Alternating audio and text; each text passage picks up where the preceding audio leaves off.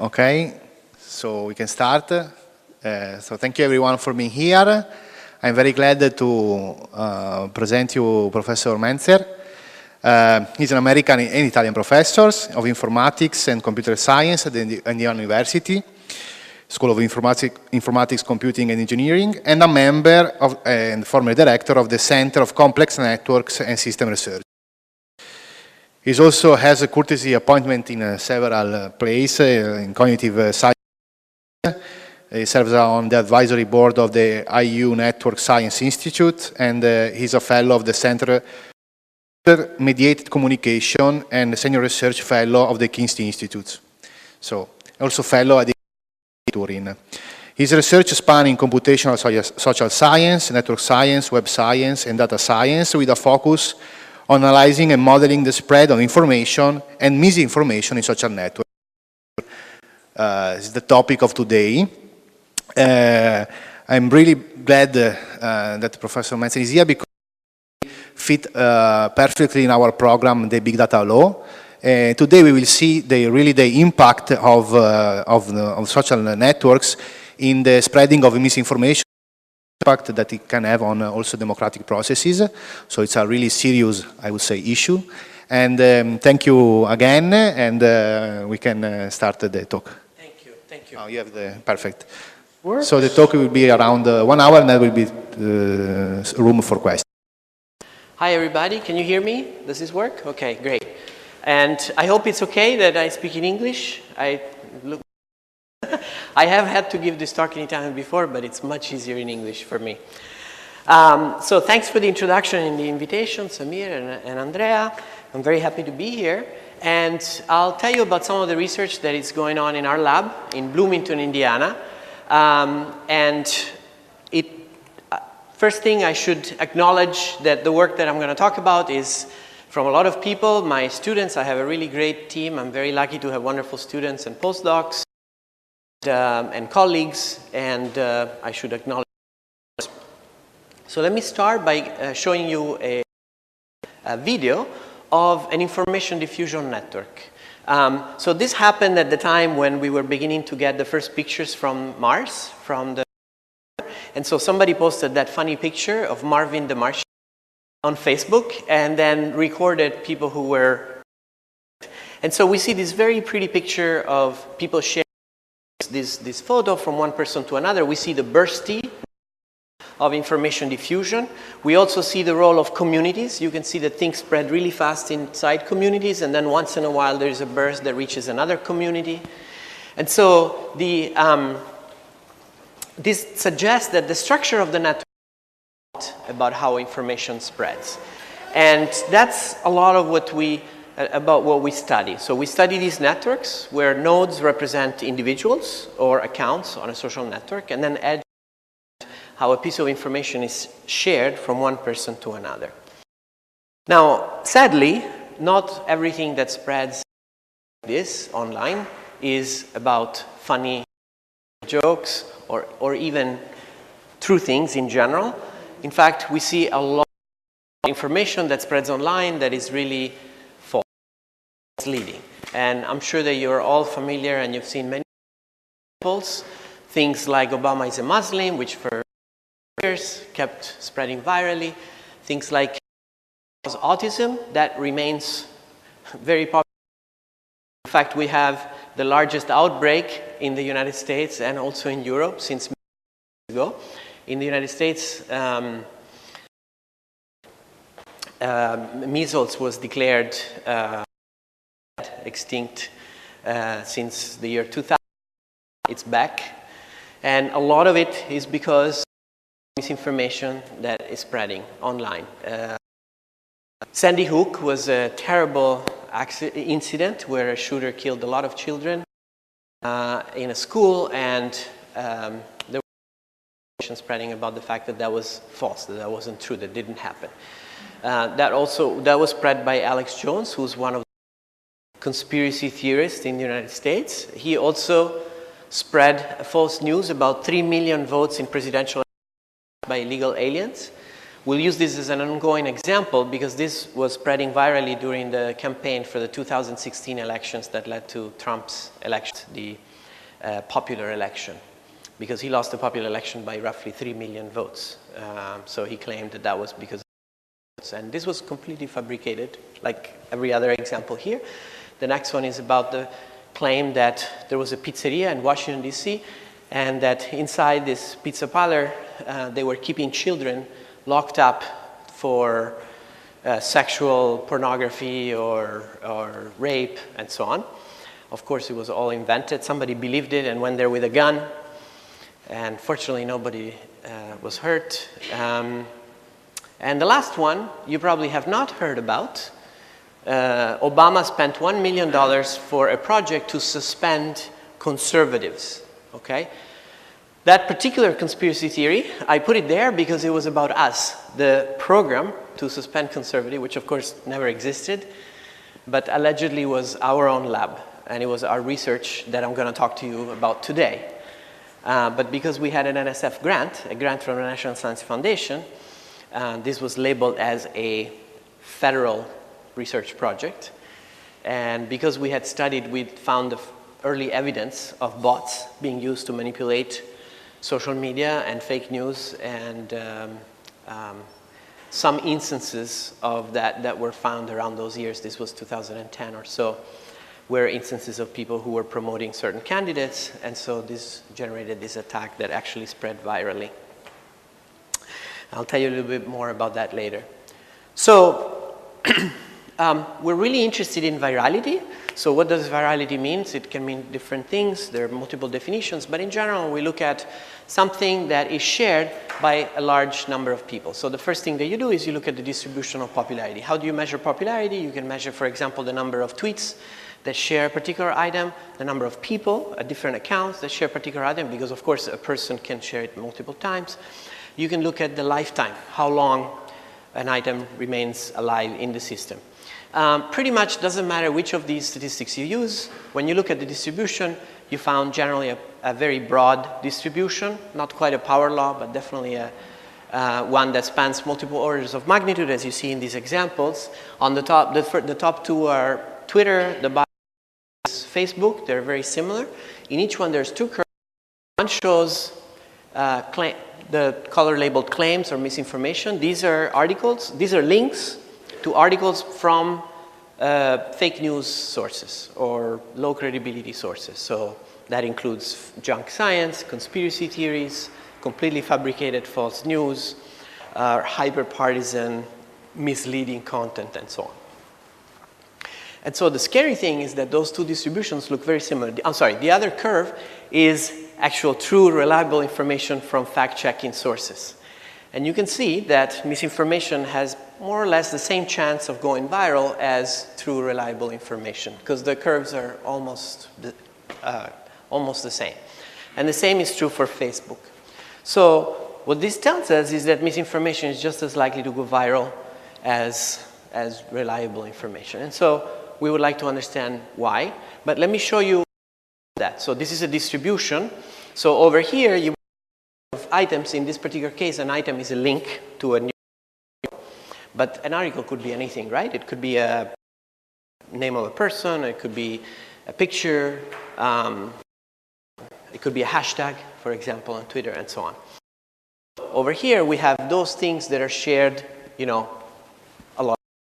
So here's an example of one of these items to this article here, which appeared on InfoWars. Is a conspiracy, a very popular conspiracy that is run by Alex Jones, the guy that I told you about before.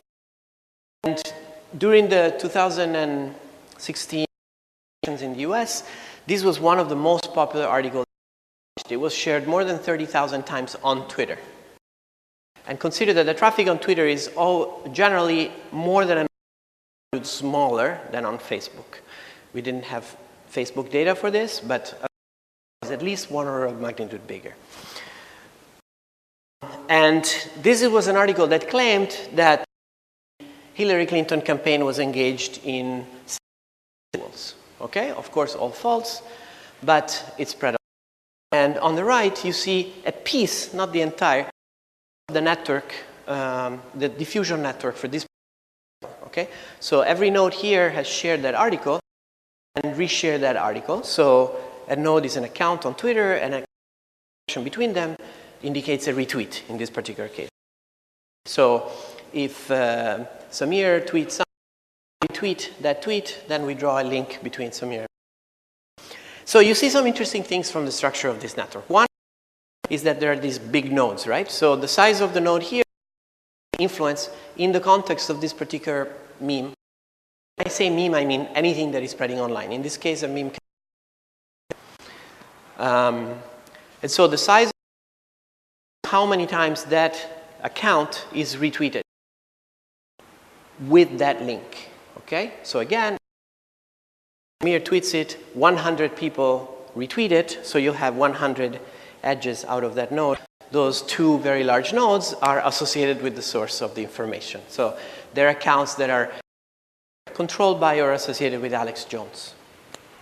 And you also see that these nodes have colors. Okay? So blue nodes are likely to be human, red nodes are likely to be bots, and we use a tool called Botometer that we developed in our lab, which is a machine learning tool that gives a chance, calculates the probability that an account is automated. And I'll tell you more about Botometer later.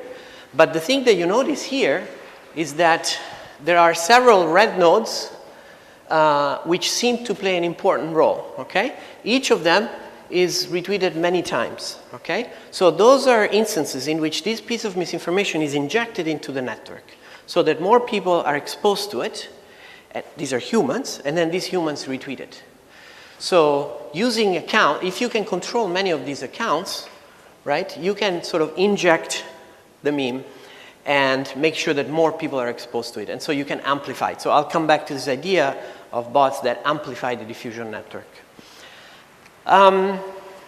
Okay, so that was just to show you a sort of a picture of one of these diffusion networks, because everything that I'm going to talk about will be about networks. Okay, so the talk is, why are we vulnerable? What are the factors that make us?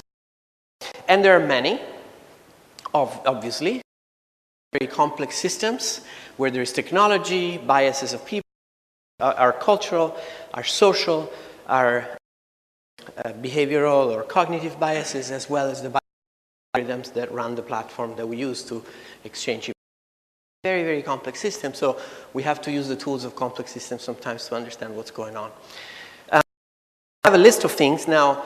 Because I should try for 2 hours, I have to go fast through some of them, so I'm keeping a few slides, but otherwise this talk would go on for 2 hours. First one is political incentives, and I'm not going to say much. I just had, which is about the attack that I told you about before, 2016.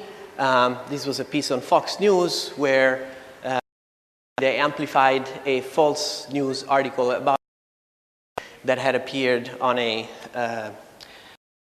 far-right source, and then it got news and other conservative sources, and the narrative were somehow a secret project of the Obama administration, and that we were as if we control Twitter, which of course we don't, we have accounts. But bots were later suspended, identified in some of our papers, and that's part of what created it. And it went all the way up to Congress. Investigation by the House Science Committee of NSF and why NSF had funded our project. Even though this was completely debunked by many sources, including Science, and Columbia Journalism Report, and Washington Post, and so on. Despite it kept going on and on until the election. 2014, so in November, there were midterm elections. Elections all died down. But in the meanwhile, it generated a huge volume of stuff on traditional media as well as social media that were directed at us. Again, I don't have much time to go into it. This is an example of political incentive, okay? So in this particular case, there were people who were using, in this particular case, misinformation to affect, to tell voters, you should be upset with Obama, for Obama, because he's using federal funds to spy on citizens, okay? And then they said, there is a research project in Indiana that is conservative accounts, right? So that's information was used to manipulate people in the so research in science by Northeastern, and they cross-correlate accounts with voter rolls, and they looked at whether there was a correlation between political bias and vulnerability to spreading information. And they found a strong, which is summarized in this plot here. On the x-axis, you have political affiliation, whether a person is left-leaning or right, and how much the right, conservatives, were more like. You might believe that that's true I hear a little bit about Italian politics, not too much. But we try analysis by using a much, much, much larger data set from Twitter. Not only people who could be reliably close reference with voter rolls, but in general, the population. And we can infer using machine learning whether they are conservative or liberal. That's a pretty easy task, actually. And then we could look at how many times what portion of the shares to news that they posted on Twitter were links to fake news websites. And what you see here is that, yes, if you actually measure the Pearson correlation, you will find the plot very similar to this, because there is a very strong signal on the right. But actually, there is also a signal on the left. It's weaker, but it is there. So the point is that we're all vulnerable to misinformation. It doesn't matter. We may think, oh, you know, those stupid conservatives are gullible. But in fact, they're gullible to something that we are not gullible to, but we are gullible to something else. So if they tell me that, you know, Trump eats children, well, maybe I don't like the guy very much. I might be vulnerable to believe it, even though it's completely false, right? So we all have our biases, and we all are vulnerable to misinformation. Okay, sometimes, well, another vulnerability, another incentive for the spread of misinformation is economic incentive. So, especially in 2016, when there was a lot of talk about fake news going viral, it turns out that many of these fake news websites were run by people who were just making money out of ads. So they didn't really have any political incentives. They just posted fake news, right or left, doesn't matter. They were just trying to get people to click and go to their website and then make money from Google ads. Now this is a little bit difficult because Google and Facebook have made it harder to monetize traffic from fake news website. They're pretty strict on ads for the most part. But I have an example just to illustrate how that is. So I told you about the attack to our lab in 2014. So this was mostly political motivated, but a commercial side national report that made money from ads by publishing purely fake news. They got the idea and they made their own version of it. Okay, so they invented a news in which they said that there was an interview with a non-existing fictitious FBI agent, and then they had an interview with this FBI agent, and this FBI agent in the article said that they were working with us, Indiana University, to build a database to spy on citizens, to look at what memes, and they really meant images, people were sharing, and then going after conservatives. So this was made to make money. That it was already sharing virally, so this is something that you can do. Something is popular, you copy it. It means that there is demand for that piece of information. There is demand, you know, a little bit of economics, supply and demand, right? You should produce more of it. So it's very easy to take whatever is on the news, people are paying attention to, you can generate more of that. So we see that all the time. If there is something on the news, then people make content about that. So spread just, you know, to make 14. Then it went dormant. Then 2 years later, it was picked up by InfoWars that also conspiracy theory, another fake news website, and we know this cited this as a source. This cited a news website at the source 2 years later. And then from there, it went to another bunch of political.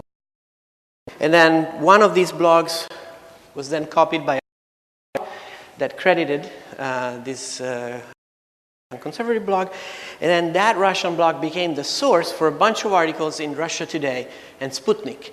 You may have heard that Russia Today and Sputnik have been part of the effort from Russia to influence the US election. So this was Russian stuff in 2016, and it got translated in multiple languages. You have some examples in here, Spanish that was propagating in Chile, I think, and something in Korean that was going.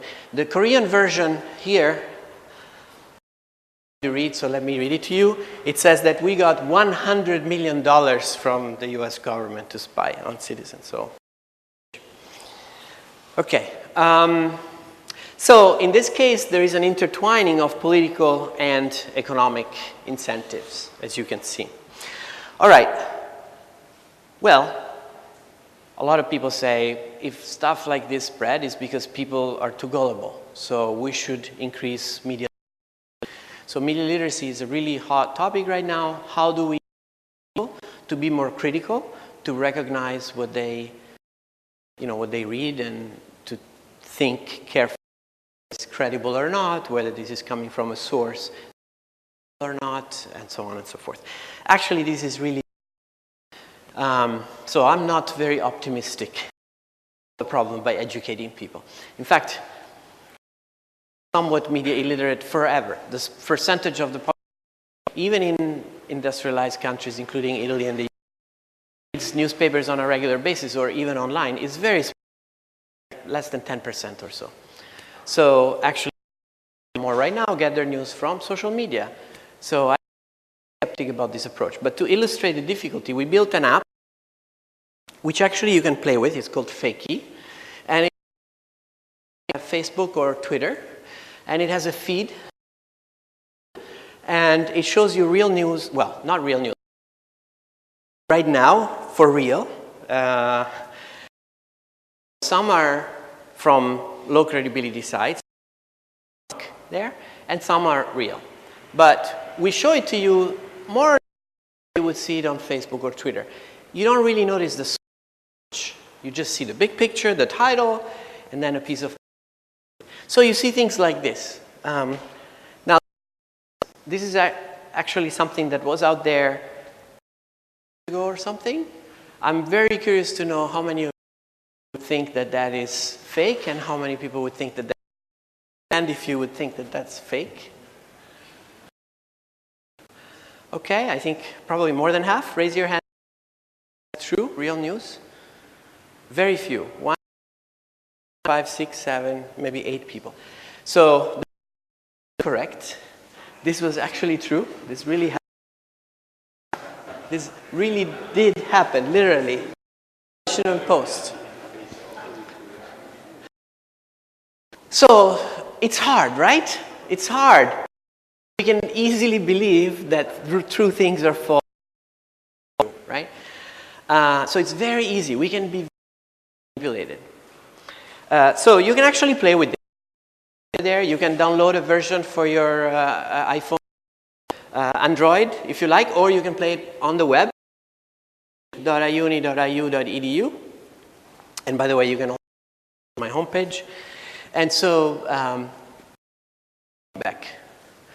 Have fun. But why am I so, I'm a little skeptic that you'll see how hard it is. But also, people normally consume in a way that is not ideal, right? Depends on what's your definition of ideal, right? But I mean, people who look at things, look at their, they may be looking at posts from friends or who are on vacation and children and so on, and cats, and piece of news, and usually you will see piece of news that are friends. Your friends are more likely to have the same ideas as you, agree or get mad or get happy, but usually very, very fast. So you see these things scrolling on your screen, a picture, it makes an impression in your brain. It takes less than a second for your brain to somehow process. Even if you don't click on it, and in fact, most of the cases we don't, but we look at the picture and maybe we read the title. That somehow affects our opinion. things we may remember, some of the things we may not remember, but they may reinforce certain feelings. If it says something negative about a person that you don't remember that thing, but it reinforces your negative person. Okay? We process so much information, it is very easy for our brain to be affected. I believe that some of these cognitive biases in our vulnerability. So we our limited attention and the competition for this attention is on our screen, right? And so little time to look at them. We only look at the ones that are ranked to the top. The ones that Facebook thinks we should look at, and so on. So this means we have very information is competing with that attention. So one of the questions that we explore is limited attention affecting our vulnerability. Could it help? Why we observe these classic power law distributions of virality? Okay, I showed you examples earlier that were not quite power laws, but they were very fat-tailed. But if you look at popularity of hashtags in Twitter, you look at popularity of users based on their number of followers, we very often find these curves that on log plot look like line, which means power laws are really, really broad distribution. So most things are not very popular, most people are not very popular, but there is a sizable fraction that are exceedingly popular, orders and orders of magnitude. So so to answer the question of whether finite attention and competition for attention can help understand these dynamics, we built a model. And we actually do a lot of these models, so I'll talk about a few of them today. But imagine these models try to simulate a very simplified version, a toy version of a social media network, okay? So there are people that are represented as nodes. There are social connections, follower, friends, represented as edges. People share things on these networks, whether they are links or pictures or hashtags. And then people can retweet the things that they're posted by their friends that show up on their feed. Or sometimes they can post new things, okay? So we can simulate some aspects of social media in a simplified way. Depending on what questions we're looking at, we can put different ingredients in these models. So I'm not going to go into the details for lack of time, but let me tell you that one of the versions of these models, we wanted to look at what I just said. So assume that a few of the things, right, that are posted by their friends, and let's assume that that's a parameter that I can tune, how much attention people have, and also I can look at the structure of the underlying network. So what is that to obtain these broad distributions of popularity, whether it's time or number of users or number of tweets, network, even though in this network there's no notion of quality, every meme is just a random number. So two ingredients are sufficient to generate these broad distributions. One is the network, okay? So if the network is random, you don't get these power laws, okay?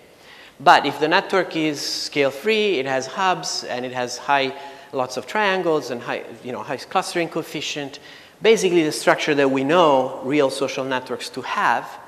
So that's one piece that is needed.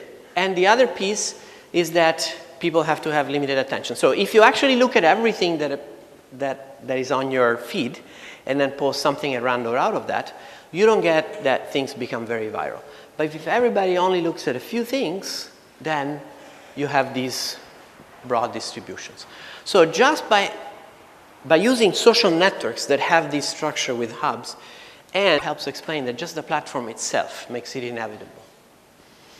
Now, the next question is, okay, but when I use Facebook, they're not random things. I have my brain, I look at the picture, I read the title, I decide what to share and what not to share. Okay, so let's make a slightly modified version of this model. Let's say that each meme has a quality, which we can model as a number. Let's say a number between 0 and 1 with some distribution. And let's say that the probability for you to share one of these memes that you see on your screen is proportional to the quality of these memes, or fitness, whatever you want to call it, okay? So this number. So other things being equal, we are smart. We can tell what's good and what's bad, and we're more likely to share what's good. So now let's look at the correlation between popularity and quality. Okay, so in this model, again, we have, like before, we have this parameter that describes how much attention you have, how many things you look at before you decide, because if you only look at the first 3 things, well, you're more likely to share the best of the 3 out of those 3. But if you look at 100, then you're more likely to share the best out of those 100, right? So you're, in a sense, you're using much more cognitive work to choose. So we can model that with a parameter that says how likely you are to go very deep in the list. And actually, there is empirical data that we have that is collected by social media platform. So we can tell you what is the likelihood that you look at 5 things or 100 things or 500 things or 1,000 things. We know what that distribution is. And we also have another parameter that tells us what is the information load. So how much new stuff is injected into the system. Because sometimes you don't just retweet your friends or you post their pictures, you actually generate new stuff, right? So we have a parameter. And if that's high, it means there is more and more information competing for your attention. So we get networks like that. The size of the node is the quality of the meme that is being shared. The color represents different memes. So, and then in this plot here, the color represents the correlation between popularity and quality, okay? So a darker color represents a higher correlation. It's not a very high correlation. We're talking Pearson correlation around 0.25. But some down here, it's almost 0, okay? So what happens is that the more attention you have, or the less information load you have, the higher the correlation between quality. So that's good, right? That means that the higher quality memes are more likely to be the ones that go viral. Not perfect correlation, but a little bit higher. But the more information load there is, or the less attention individuals have, the lower the correlation, almost down to 0. So in that case, you get a picture like the plot up there. A lot of low quality things represented by the small nodes goes viral. And yeah, there is a lot of diversity, but that's mostly noise. Sorry, yeah. In sharing the model, in sharing good quality. So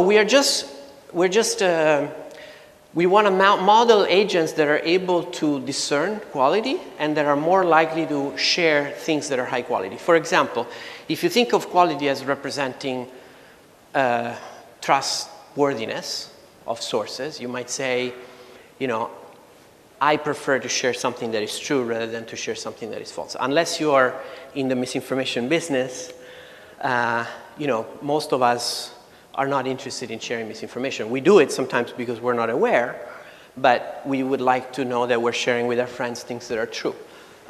So you could imagine some measure of quality, which could be trustworthiness, it could be accuracy, it could be timeliness, whatever. Whatever it is that you prefer to share. And this shows that when information is low or is high or attention is low, it doesn't matter. Even if everybody's trying to do the right thing, still a lot of low quality stuff is going to spread virally. So it kind of suggests that the fact that we have finite attention, despite our effort not to share low quality stuff, still means that at the system level, there's going to be a lot of junk. So it's just a very simplified model, but it's just trying to sort of explore that, to make that point. Let me skip a few more technical stuff. Okay, so now in these models, stuff is sorted by, by time. The latest post is what you see first. But we know that platforms, originally Facebook and now also Twitter and other platforms, they don't show you things in chronological order. Instead, they rank things. And they have their own ranking algorithms. We know more or less what are the basic ingredients of these algorithms, even though the details are secret. But we can try to measure biases that come from this kind of algorithm. So one way in which we're doing this is we're gathering a lot of traffic data from the web. Okay? So we could tell how many people click from one site to another site or from one page to another page. And we could reconstruct a large network of traffic on the web. And we could look at, in particular, how many people click from, let's say, Facebook to, let's say, the New York Times. Okay? Or from Facebook to InfoWars, okay, Alex Jones' website, etc. So in this way, we could try to capture some of the biases of the platform. And in particular, we are interested in, well, we've explored two kinds of biases. One is homogeneity bias, which means what is the likelihood that when you come from a particular source, you're likely to end up in a small set of target sources, okay? So let's say, you know, if you're on Twitter, you're more likely to visit these 10 pages only. But maybe if you go to Google, you're more likely to visit these 1,000 sites, okay? So we can use a simple entropy metric, which is at the basis of this, to see how diverse is the traffic that originates from a particular platform, okay? So we could monitor all the major platforms, the major search engines, major social media platforms, and also email services. So homogeneity bias is this tendency of visiting a small set, of concentrating traffic towards a small set of sources. And popularity bias is similar, but it's further, not just a few sources, but the most popular sources, okay, the ones that get the most traffic. Now, we can understand these kinds of biases, right? Because platforms think, well, if something is good or if you've gone there very often, it means you trust this, so we should show you that again. So if you click a lot on Repubblica, then probably Facebook will show you more of Repubblica, right? That makes sense. Same for Google and so on. So there is a reason why the platforms are doing it, but the result may be that without realizing it, we are losing perspective because we are focused more and more on a small set of sources that we like. So what's the baseline here? It's kind of hard, right? Like, because we do accept that there should be some of this bias. It's probably some of it is good, but what's the baseline? So as a baseline here, we've done a random walk, a biased random walk on the network, similar to PageRank, for those of you who are familiar with PageRank, except that we use the traffic on the edges to bias, to bias the probabilities that you go from one node to another node, okay? So this is something that is already very, very, very biased, right? We know PageRank has a power law distribution similar to in degree. And so you're much more likely to end up on certain sites than others.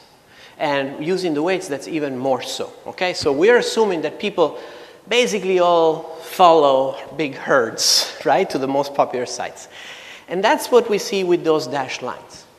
And what we notice is that for all major platforms, you know, YouTube, Reddit, Wikipedia, Twitter, Facebook, and so on, Pinterest, etc., everything has a higher popularity bias and a higher homogeneity bias than predicted by this random walk baseline. So clearly, at least we can quantify the fact that platforms push us more and more to a small set of popular places. And this is for all web traffic. If we focus it to just websites that are about news, news sites, news traffic, then the popularity bias is even higher by a lot for all platforms.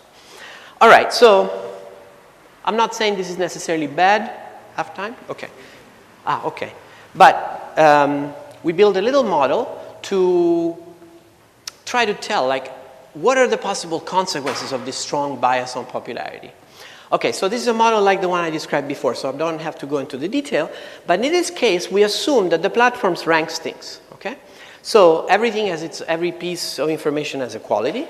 And we have a parameter that tells us what is the probability that things are sorted by popularity or by their quality, okay? Now, popularity is based on quality. So, of course, initially there is no popularity signal, so you will choose something based on quality. And when there is enough signal, you know, a lot of people go to a particular website, then if you use popularity, then you're more likely to send more people to those targets, right? Now, the idea of this makes perfect sense, right? This is the wisdom of the crowd, right? We use the signal from the community to determine what's good and what's not because, you know, despite their huge amounts of money, the social media platforms don't have AI that is capable of telling the quality of a piece of text, okay? Like a journalist. But they can use these signals. How many times things are shared by you, by your friends, how many times things are commented on by people that you like or that you comment, and so on. So there's a lot of these popularity signals. So what we find, so over here, you have this probability of selecting things by popularity. So over here, you only select by quality. Over here, you only select by popularity. And on the y-axis, you have basically the concept of attention that I showed you before, how many things you're likely to see in this list that is ranked according to some criterion. So going down, it means you have more attention, you see more things. And the color represents the average quality of the memes in the system. So it's something that we would like to be high.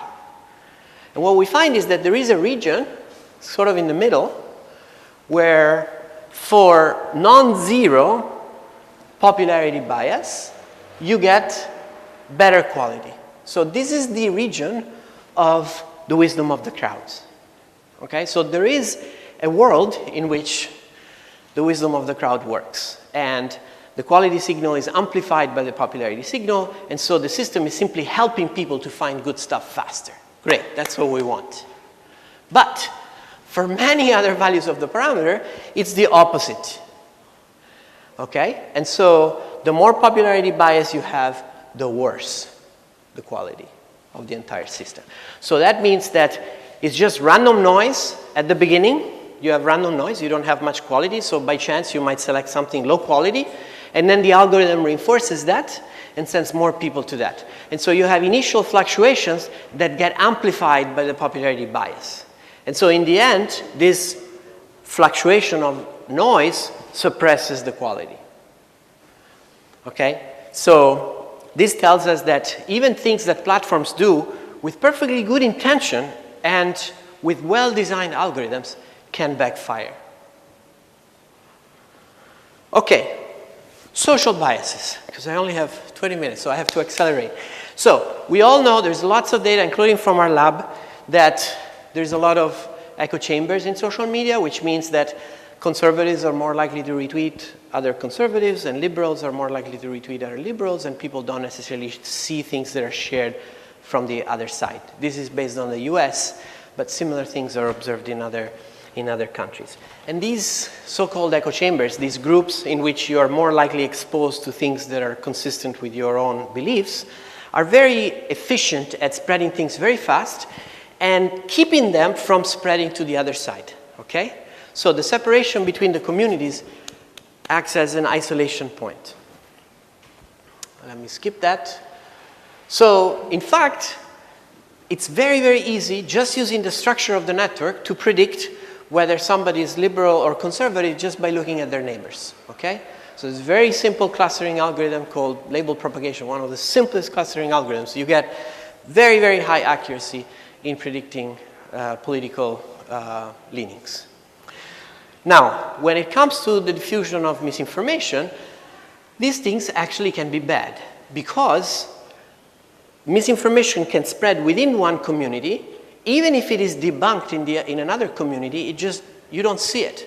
So who cares that somebody is telling me that this is false if I never see it? And so in models, we can see how, other things being equal, let's say credibility, the more the network is segregated into two parts, the higher the number of active believers in misinformation. This is a model in which you have misinformation and debunking that are competing with each other. Okay, so if I see misinformation, I'm likely to adopt it, but if one of my friends says, look, this is false, then you'll realize, okay, it's false, and you're not going to share it anymore. In fact, you're going to do the same thing with other people, saying, oh, my friends told me this is false, so you shouldn't share it, okay? So the more segregation, the more the misinformation can live longer. So remember earlier I told you about this example where we were the target of a misinformation campaign. So we tried to test this idea by analyzing data in that instance. This is the network of people sharing fake news about our lab, okay? Ajit Pai is at the center there because he's a very influential person. Right now he's the chairman of the FCC, the Federal Communication Commission, a very powerful government organization in the US. At that time, he was not the chairman, but he was one of the members of the commission. And he wrote an influential op-ed in which he amplified the misinformation. He wrote about it as if it was true, attacking our lab. And that got shared a lot. That's why that particular node is very central to this network. That's why you see Washington Post there. So these are all people who were sharing false information. We then drew the network of people that were talking about politics during this period, which was the 2014 midterm elections in the US. So this is the network. These were mostly liberal people. These are mostly conservative people. There were some exchange, but not a lot. And the purple nodes here are the nodes of the network that you saw before. And you can see that they're on both sides, but they're especially on one side. Okay? So people here were mostly spreading this misinformation. Most of that network was concentrated here. Okay? Now, you see these two little, I don't know, orange or something nodes? So those are people who shared the debunking information from Science magazine that said, yeah, this is not true. And who cares, right? These people never saw that. Right? They were never exposed to the debunking. So even if most of these people are in perfect good faith, they just believed it, they thought it was true, they got mad, they were just gullible, they were not evil or anything, and they never got exposed to the debunking. So the structure has an important effect. Now, the next question is, do social media platforms play a role in the emergence of this structure, of this segregated homogeneous structure? Okay? Because you could think, well, you know, echo chambers are normal, right? Even before social media, most of my friends were likely to have the same opinions that I did, and people who read these newspapers are likely to be conservative, and people who read these newspapers are likely to be liberal, and so on, right? So this is normal. This is called homophily in social network. The tendency of nodes that are similar to be connected with each other, love of the same, homophily. This is normal in social networks. So the question is, are social media accelerating or amplifying this natural effect? So to do that, we built another model, very simple model.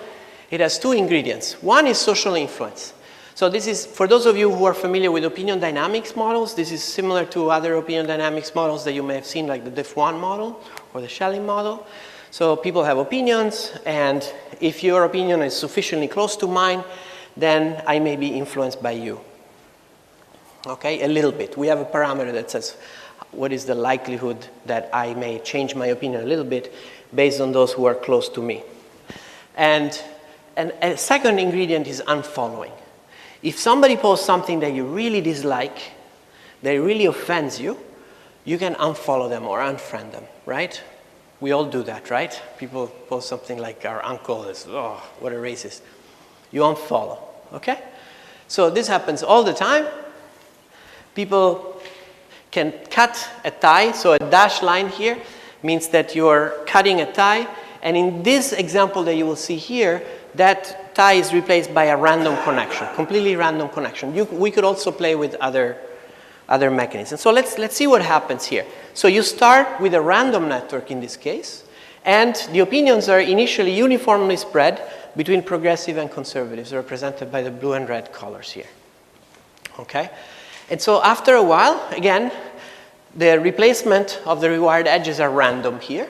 Okay? And you will notice two things. First, the colors themselves sort themselves out. At the beginning, there were many white nodes in the middle, and at the end, there is very few. Okay? So people sort themselves out. They influence each other so that they converge, in this particular case, around two opinions. And the second thing that you observe is that the network itself becomes segregated. Okay?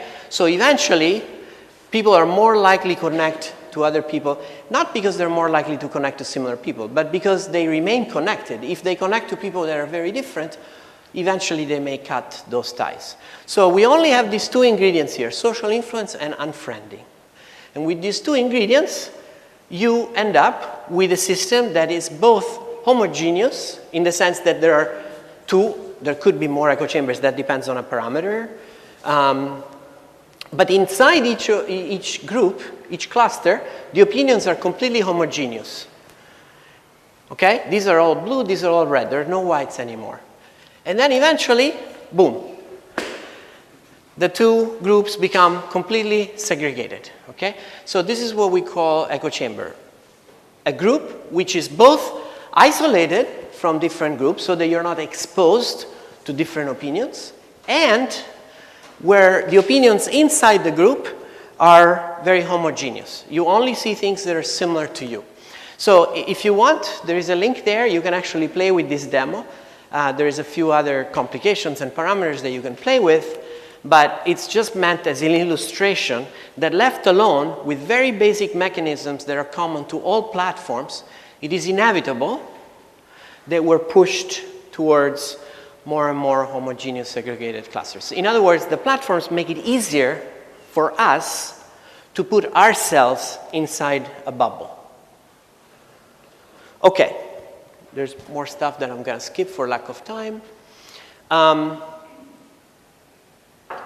Let me skip novelty. Okay, the last point is about bots. And actually, I have a lot of stuff on bots because that's one of our main research areas. We've studied bots, like I said, since 2010 when we started noticing manipulation of social media. So what are social bots? I assume you all have heard about bots many, many times, but just as a quick review, we say that a bot is any social media account that uses automation in some form. It doesn't mean that it has to be a completely autonomous artificial intelligence agent. No. It could be something really simple, where you program an account to automatically always retweet some person, okay? Or to automatically reply to some person, or to automatically post some links to some sources. Very, very simple to do.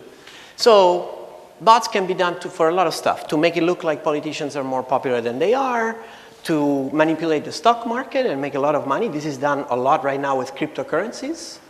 To get money from horny men who give their credit card number as soon as a bot that looks like a woman will say, hey, to disrupt communication during social protests just by generating junk that doesn't allow people to talk to each other. And some people claim that bots could have played a role also in spreading misinformation during campaigns and affecting the outcome of political elections. This is a very controversial issue. There are people who have very strong opinions for and against this. And there is no strong evidence that tells us whether that could be true or not. Evidence seems to suggest that a small portion of people have mostly shared fake news, but those are also people who are most politically active. And because some elections, especially in the US recently, have been decided by very, very, very small majority, like few thousand people in a few states, anything is possible. It's very hard to tell whether this happened or not. Anyway, so we've studied bots for a long time. Initially, we were interested in looking at the diffusion networks like these. Remember, the nodes are Twitter accounts, the edges are propagation.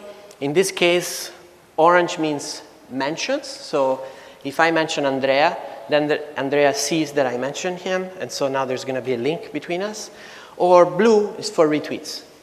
So we started looking at people sharing stuff on Twitter, and then we thought that there was a bug in our code because we found these edges with a huge weight. We drew the size of the edge proportional to the number of retweets between two accounts, and we saw that there were accounts that had tens of thousands of retweets. So even though we used the log, the log of the number, still we saw this huge, we thought there was a bug in the code. In fact, there was not a bug in the code. Those were the first social bots that were ever discovered. Okay, these were two accounts that were just retweeting each other, literally tens of thousands of times, all to promote one politician, this guy here, who actually became very powerful. He became the Speaker of the House of Representatives in the United States. Okay? And now we don't know, we cannot prove whether this was authorized by this person. But these two bots were just pushing, were mentioning this person and sharing links to the website, official and unofficial news about this person. And this person was trending on Twitter, and everybody was saying, oh, this person is so popular. Well, it turned out that he was not. He was just promoted by the bots, and eventually people believed that he was very popular. Here's another case.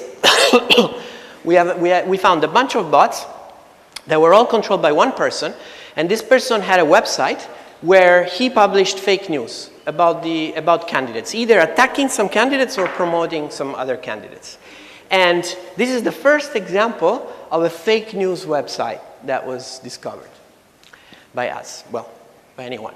And so this guy, he was very clever. These look like church websites. He created fake websites of non-existing churches, okay? And he registered, the reason we know who was behind it is because he registered all the domains of the websites with his real name. He made that mistake. And so then he used those websites in the profiles of all of these fake Twitter accounts. And he also registered the website of the fake news. And all of these bots did was post links to the fake news articles on his website. But what he did that was clever, he would mention somebody. This was not one of his bots. He would always mention somebody who was either an influential politician or an influential journalist with the link to the fake news website. And so he was hoping that then some influential person would retweet, and that would generate a cascade, a viral cascade. And sometimes it happened. So these are the first instances that we found of bots creating AstroTurf, the fake appearance of something being popular, which was not really a real grassroots campaign, like the ones at the top. Okay, so now we have a system called Botometer that you can play with. You can find it at botometer.org, which is basically a machine learning algorithm that uses over 1,000 features extracted from a Twitter account and their followers, their friends, and so on.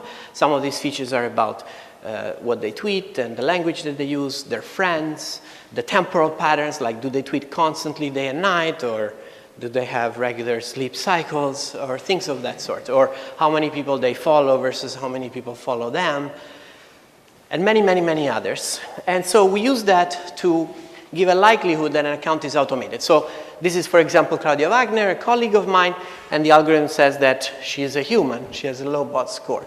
Whereas this one is a bot generated by a student about Justin Bieber, and the algorithm tells you that it's a bot. So these are easy cases. Sometimes it's not so easy, but you're welcome to play with this system.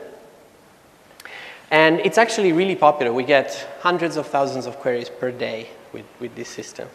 Let me skip some stuff. So let me tell you about another system that we have which is connected with Botometer. It's called Hoaxy. Actually, this is open source. So if you want, you can make your own version of Hoaxy.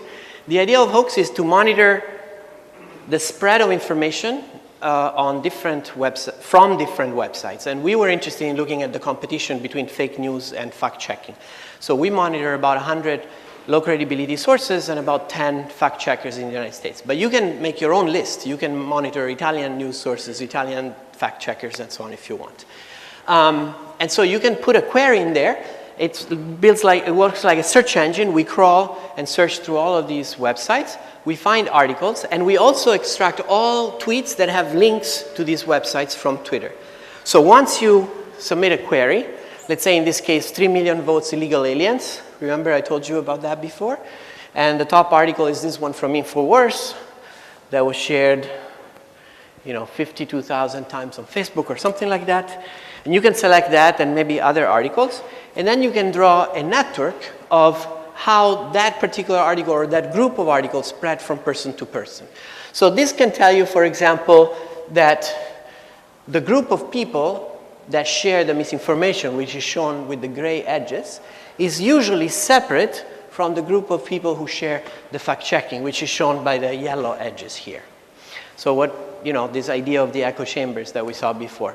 And sometimes in the middle, there are a lot of traditional media. So, your CNN and New York Times and Fox News and so on. And there's also some influential people, like in this case, Donald Trump was featured a lot because there were many accounts that would mention Donald Trump with a link to that fake news article. In particular, this here, it's hard for you to see. This is a bot that systematically replied to every tweet that mentioned Donald Trump. Okay? And in the reply, he included the link to the fake news article. And so this was designed so that Donald Trump would see these links on his feed, and they would look like they were coming from multiple people, because they were doing in reply to multiple different threads that were not related, but they all mentioned Donald Trump. Okay?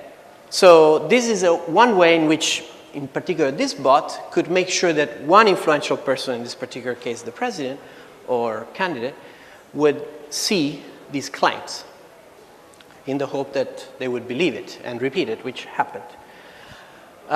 So let me go on here. You've noticed probably that the nodes are colored. So these colors come from bottometer. So you can have some statistics there about how many nodes in this network are likely bots or human. You can check more information about an account and see who are they retweeting, what are they tweeting, what are they retweeting, and so on. Now, we did a little bit of analysis, okay, with the data that we collected from this system. One thing that you can observe, this is not in the entire network of retweets, it's a portion of the retweet network. Orange means sharing from fact checkers, purple means sharing from fake news websites, and you can see that there's very little interaction between them. But occasionally, the people who share mostly misinformation, sometimes they do share things from the fact checkers. So you might think that's good. You would be wrong. In fact, when you go to the core of this network, here is an example of some people who mostly share misinformation, who sometimes share links from PolitiFact or Snopes, that are two of the most prominent fact checkers in the US. And they do it for two reasons. Either to attack the fact checkers and to say that the fact checkers are not to be believed, or what they do is they post a claim, a false claim. For example, you know, emails from Clinton shows that she knew about Benghazi. This is false. It's been debunked by PolitiFact, and they put the link to the debunking. Why? Because the people who see this believe it, and then when they see the link to PolitiFact, they don't click. They just say, oh, even PolitiFact says it. It must be true. If they did click it, they would say that PolitiFact says that this is not true. Same here. The claim is that Trump has friends in the Ku Klux Klan. Now, if they clicked on the link from Snopes, Snopes would say, this is false. This is not true. There's no evidence. It's made up. But people don't click on it. They say, oh, I don't like Hillary Clinton. And even Snopes says that this is true. So it must be true. They don't click. So we are tricked. And also, one thing that we observe in the core of the misinformation network is that there are more bots. Okay? The average bot score of accounts grows as you get closer and closer to the core of the misinformation network. So I only have a couple of minutes, so I'll just quickly give you a few additional results. On the left here, we see that some bots share the same link to the same fake news article thousands of times. So this is, you can see up to several thousands. And this is one account sharing the same link, okay? So this is one thing that bots do. They just keep posting and posting and posting. And the accounts that are most active are more likely to be bots. That's what these distributions tell you. Okay. One other thing that they do is that they post very early on. So we can look at how many seconds went between the first post of a fake news article and the first retweet by another account. Okay? And that's on the top plot there, the lag in seconds. And then on the y-axis, there is the average, the distribution, of the bot scores of the accounts that retweeted it as a function of the lag. So what you see is that in the first few seconds, like the first 10 seconds, you have a lot of bots that retweet. So remember in the very first picture, I showed you those red accounts, right? So that's the example. These are obviously accounts that are working in a coordinated fashion with the sources. So the source posts, and then the source controls this bunch of bots, and they all retweet. Then eventually, people, real human, join in, and then the distribution of the bot scores goes down. So eventually, you don't notice the bots anymore, right? But in the early phases, they injected to amplify. And if you look at retweets, this is for each retweet, we have the bot score of the original tweeter and the bot score of the retweeter. So we can look at the distribution. If we project up there, we see that most of the retweets are done by humans. They have low bot score, okay? But if you look at the humans who retweet, okay, low bot score, who do they retweet? They retweet humans, but they also retweet bots. So this is a measure of impact. So the stuff that is tweeted by the bots gets retweeted by humans. Okay, we're also working on some models to try and quantify how can, if you can control a bunch of bots, how easily can you control the whole network? So I'm going to skip that because we're out of time.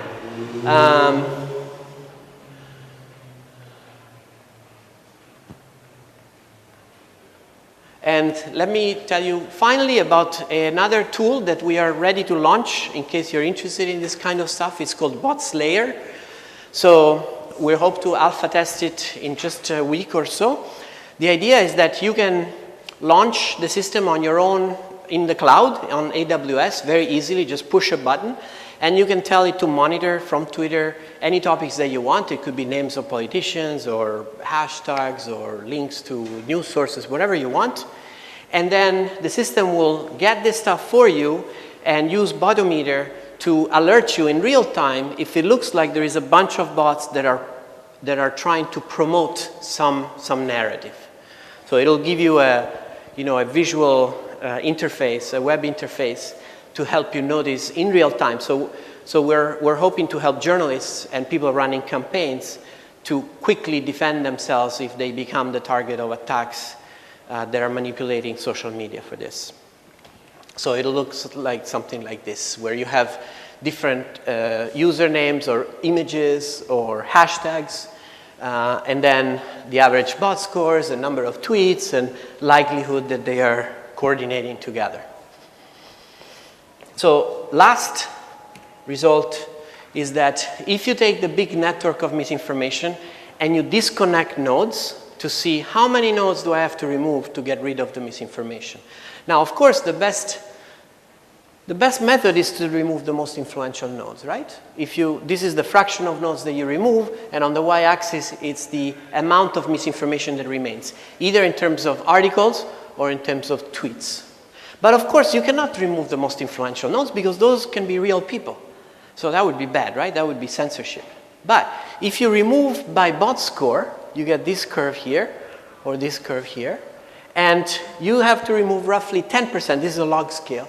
So out here is about 10%. If you remove roughly 10% of the most likely bots, you basically get rid of all of the misinformation in the network. So we advocate with platforms that they should be aggressively targeting automated accounts that post links to news sources, because they're most likely manipulating the platform and they can be very effective at it. And in fact, recently platforms are becoming much more vigilant and more aggressive in removing fake accounts.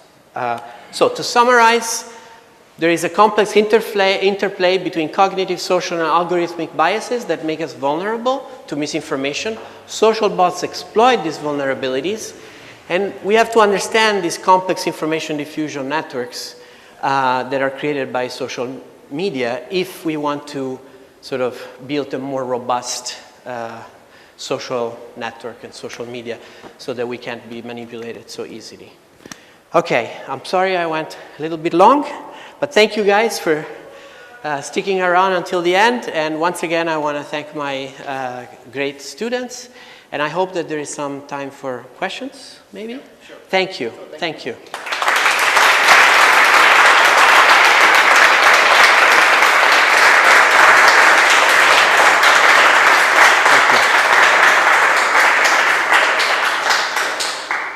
Okay, so thank you. Now we have time a little, not too much, but we can ask some questions. I have to say also for the students that this is a very neat example of what is physics of data, because you see that beyond the analysis of data, Professor Menczer always play with models, and models allow you to understand factors, causal factors, or how we can explain some result. So I think this was very interesting. So please, questions, raise your hands.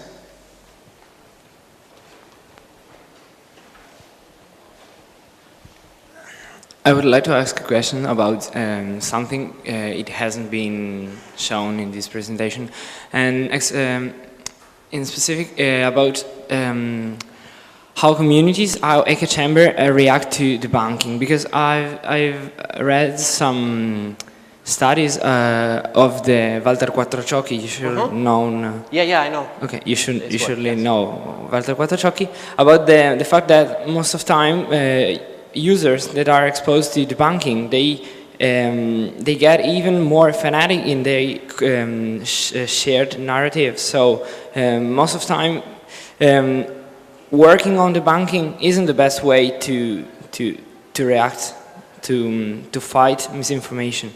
Yeah. What about that? Yes, thank you for the question. So just Maybe briefly explain what is debunking for everybody. So debunking means when a fact checker says that something is not true. Okay, so for example, after, I don't know, show you the example of the article on InfoWars that claimed that 3 million illegal aliens had voted for Hillary Clinton.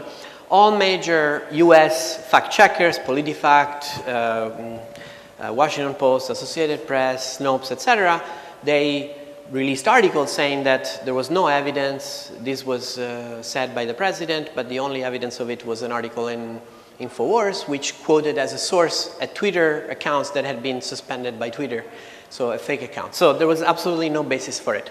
So, but nevertheless, people may continue to believe whatever they want to believe, despite the fact that it is fact-checked. And so Quattrociocchi is a professor in Venice, and he and his group did some analysis, I think when he was still in Lucca, mostly based on Facebook groups. And they noticed, as others have as well, that sometimes people in a particular group that are devoted to some conspiracy theories, even if they seem to be aware of counter-arguments, they continue to believe the conspiracy theories. Now, this is very well known and has been known forever about conspiracy theories. Conspiracies evolve, and people who have strong beliefs in conspiracies, they kind of become somewhat robust to debunking. So I believe that in his particular case, he did not look. He studied different groups of mostly science groups and conspiracy theories groups.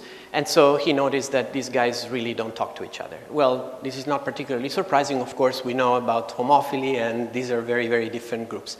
As far as we know, there has not been studies based on data of how people directly respond to actual exposure to debunking. That's not something that he looked at. However, there is a broad literature about how people react to debunking in the social sciences and political sciences.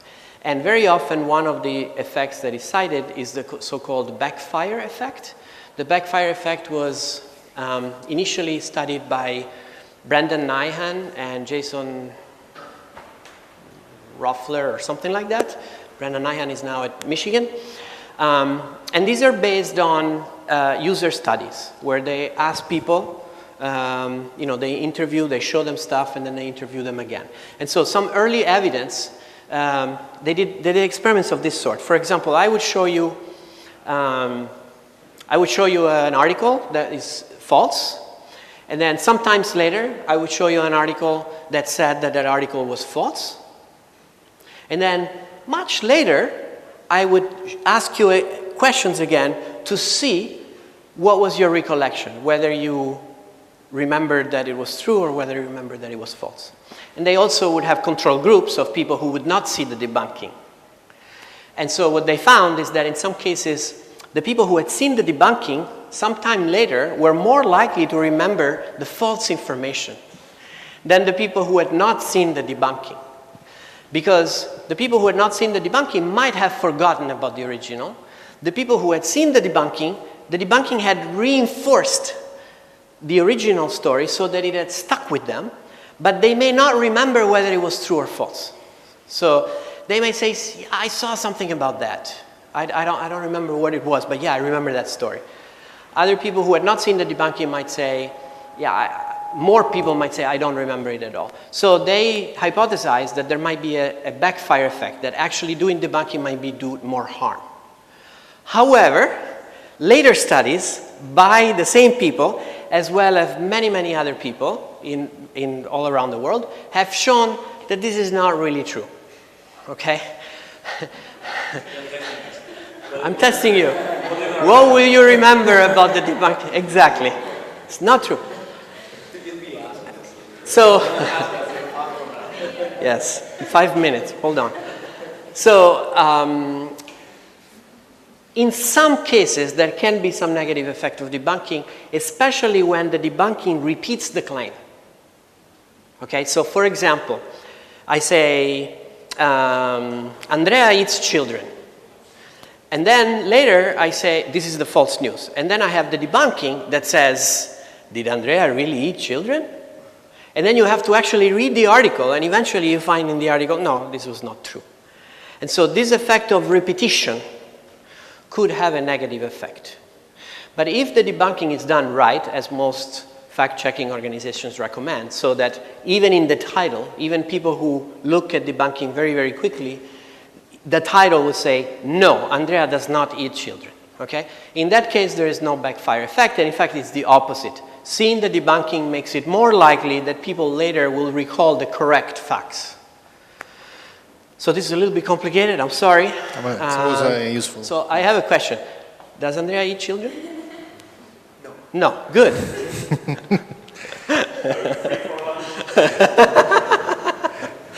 So, yeah, but it's complicated because even these studies are based on the lab, and it is sometimes a little bit of a stretch to extrapolate from these studies under very well-controlled environment to what happens if you're out there sitting on the toilet and scrolling on your Facebook feed and looking at something, and who knows, right? So it's kind of hard. That's why sometimes these results are somewhat contradictory, because depending on how you do the study, the exact conditions of the study, you might find slightly different things. So, yeah. Okay. So actually, this is, even though I'm a physicist, I'm asking something related to law.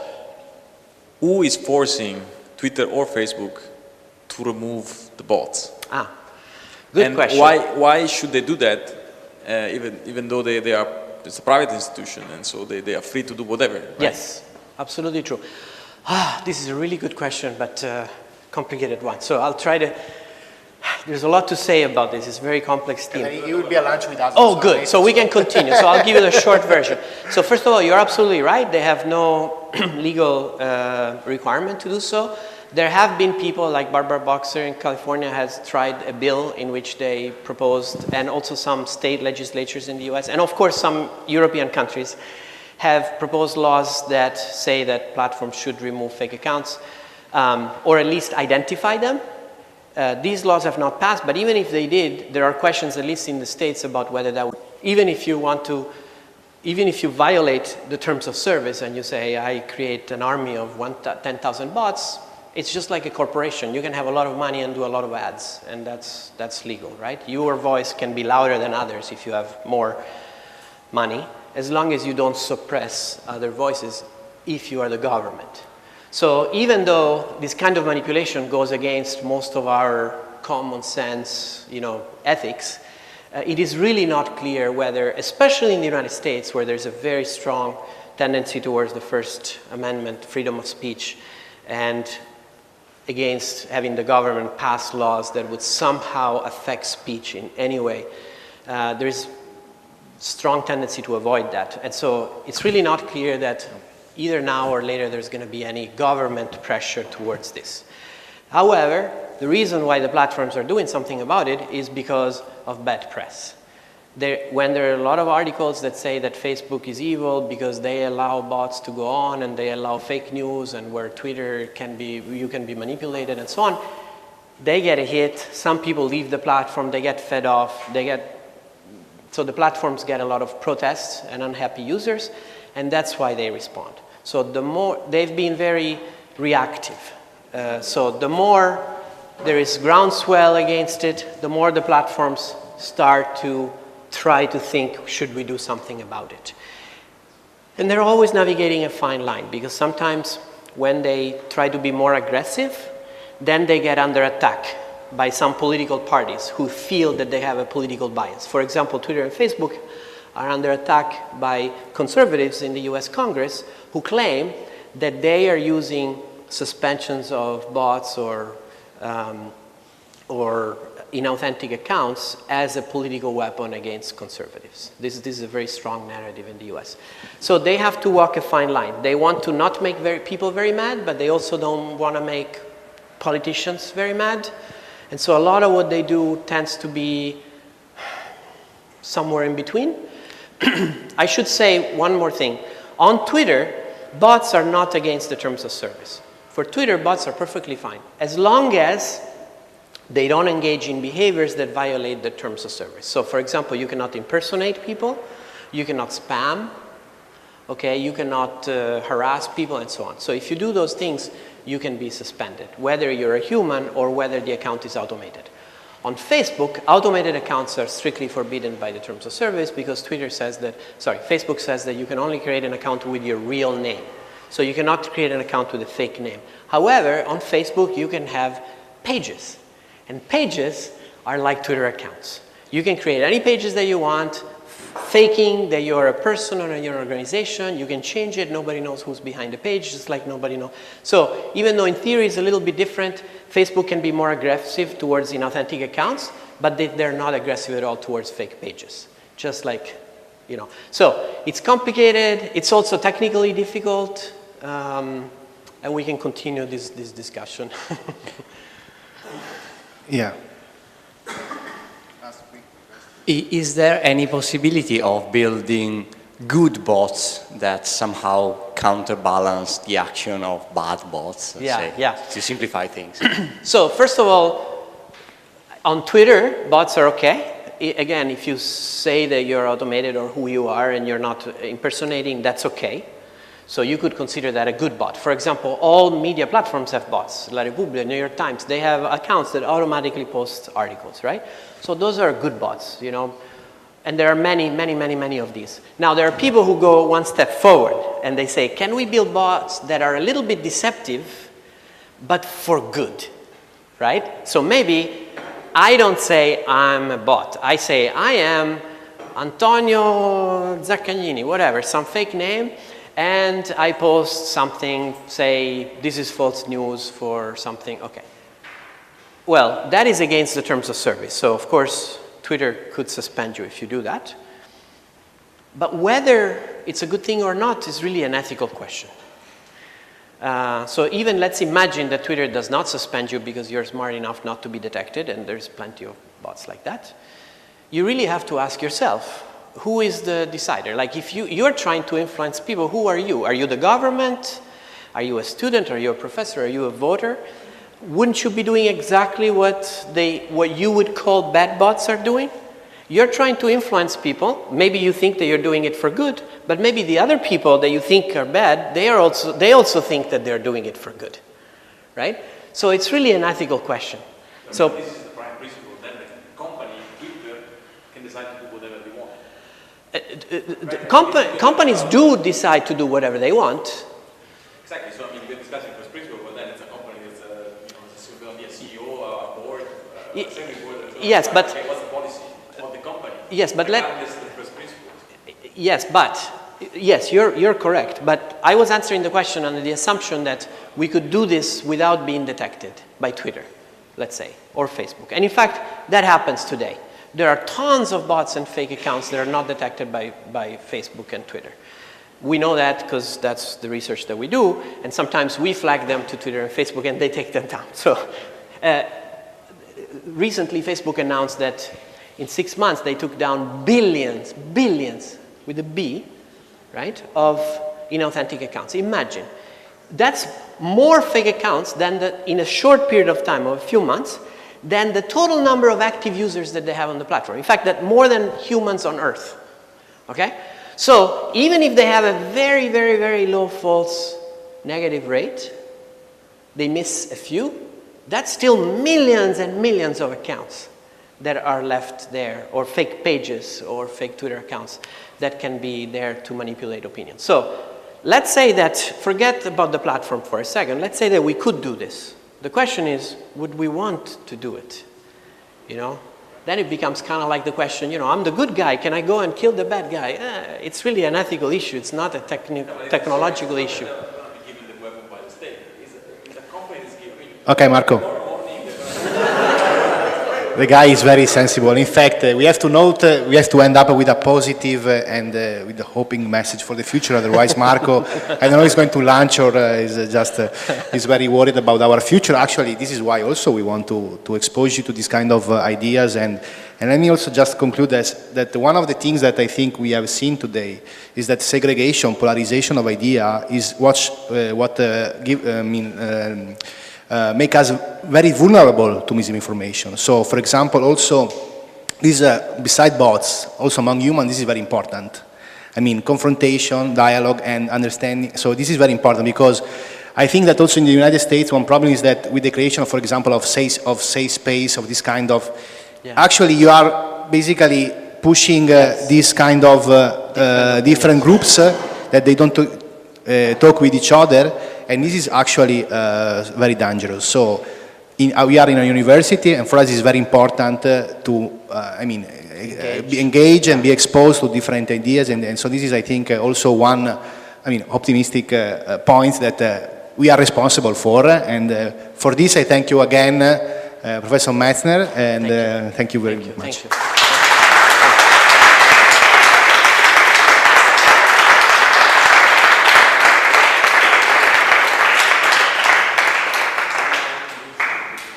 That's a good discussion there. We should continue. Sì.